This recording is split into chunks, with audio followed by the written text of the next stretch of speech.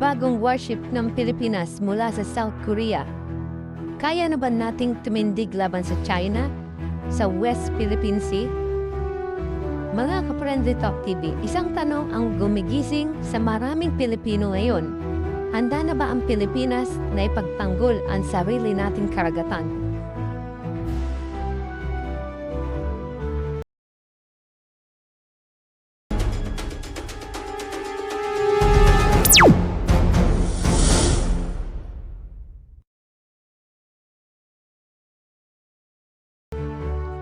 Dahil kamakailan lang, opisyal nang nakomisyon ng bagong warship ng Philippine Navy na galing sa South Korea.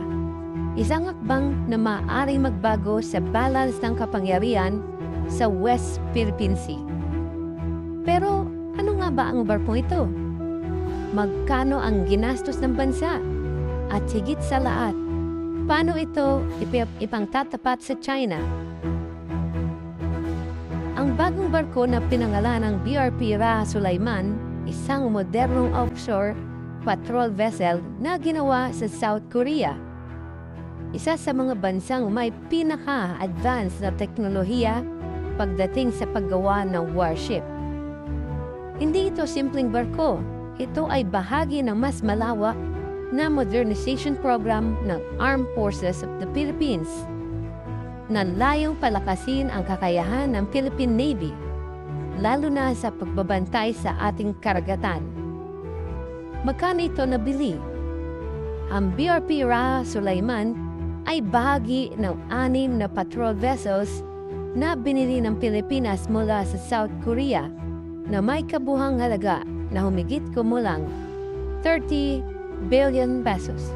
Sa unang tingin, maaaring sabihin ng iba, malaki ang halaga.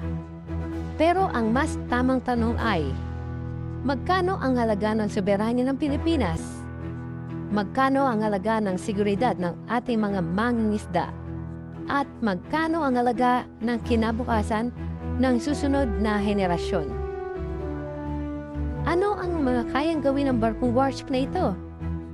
Narito kung bakit hindi basta-basta ang barko BRP Raha Sulaiman. Una, mas malawak na surveillance.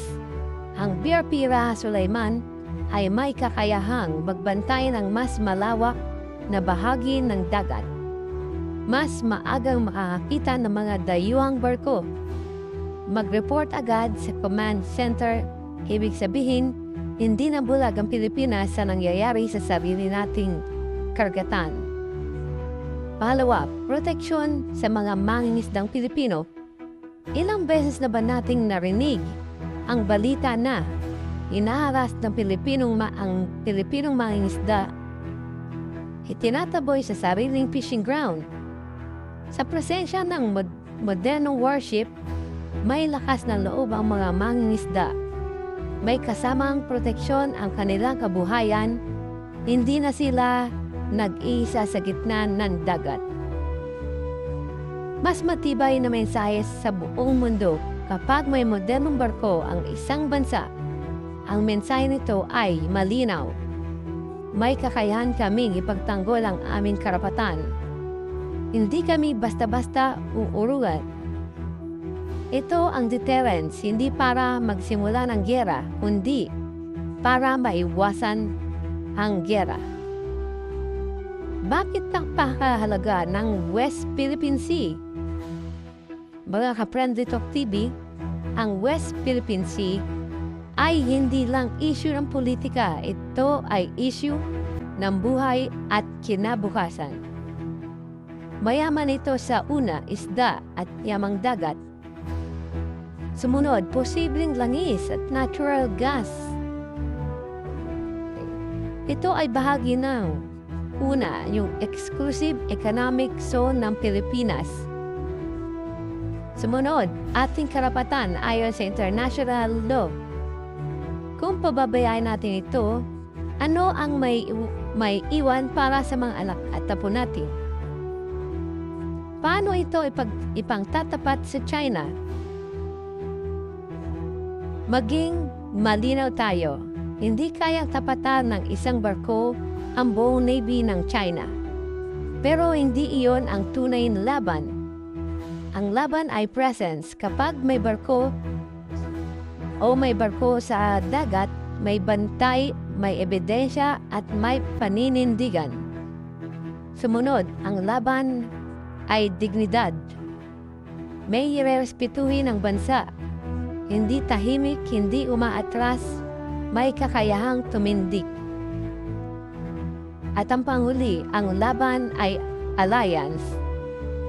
Ang pakikipagpartner sa South Korea ay pagkuha ng modernong teknolohiya, pag-aral ng mas advanced na naval tactic, at pagpapalakas ng international cooperation. Hindi nag-isa ang Pilipinas. Sa usapin naman ng depensa, hindi agresyon. Mahalagang malinaw ito. Ang pagpapalakas ng depensa ay hindi paghahanda sa gyera. Ito ay una, paghahanda sa proteksyon. Sumunod, pagtitiyak ng kapayapaan. At ang panghuli, pagbibigay babala na handa kami sa kasaysayan. Ang bansa ay handa ay bihirang inaapi, o ang bansang laging handa ay bihirang inaapi. Mensahe sa bawat Pilipino, ang BRP Ra Sulaiman ay simbolo ng unti-unting pagbango ng Philippine Navy, paggalang sa ating kasaysayan, pagprotekta sa ating hinaharap. Hindi man tayo ang pinakamalalakas na bansa ngayon, pero hindi na tayo ang pinakamahina. Mga ka-Friendly Talk TV, gusto kong marinig ang opinion nyo. Sa tingin mo ba, tama ang pagbili ng bagong warship ng Pilipinas? Dapat pa ba nating dagdagan ang pondo sa depensa? Paano natin mas mapoprotektahan ang West Philippine Sea? Mag-comment ka sa ibaba. I-like ang video kung mahal mo ang Pilipinas at mag-subscribe para sa pinaka-mainit na balita sa loob at labas ng ating bansa. Maraming salamat.